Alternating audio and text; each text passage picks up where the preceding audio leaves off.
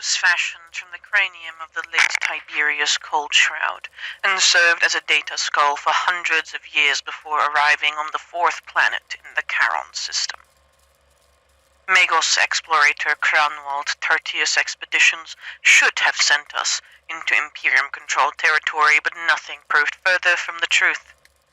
Widespread warp infestations, Xenos running rampant, and crossbred abhumans dominated the surface of the planet, while only a fragment of information about the standard template constructs we sought remained for us to investigate.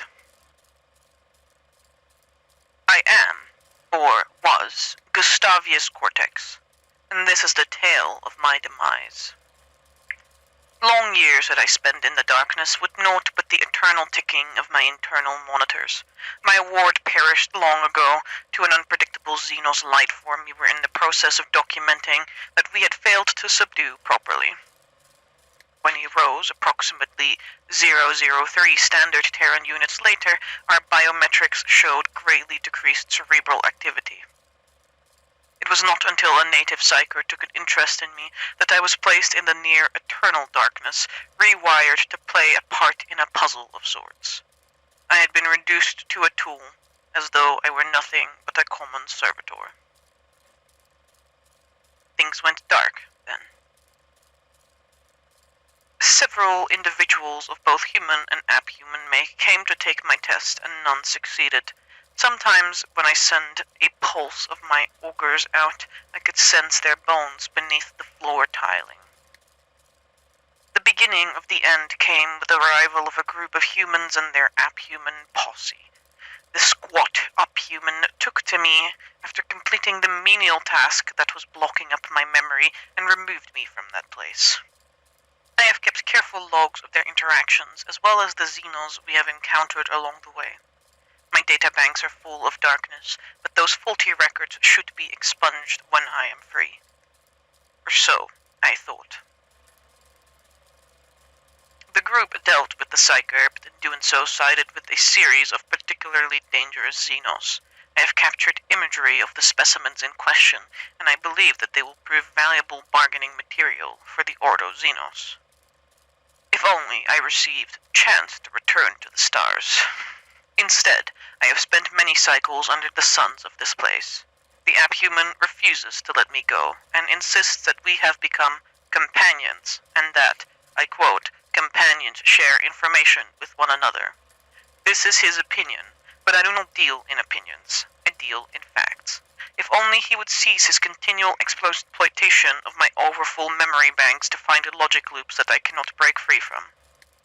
He has strange obsessions, this one. They do not stop once he received this world's equivalent of a manufactorum all to himself, a price that few would pay an abhuman like him, but still he would not settle. Instead, he dragged me across the planet's surface to scour for more information. This, I admit, I could appreciate.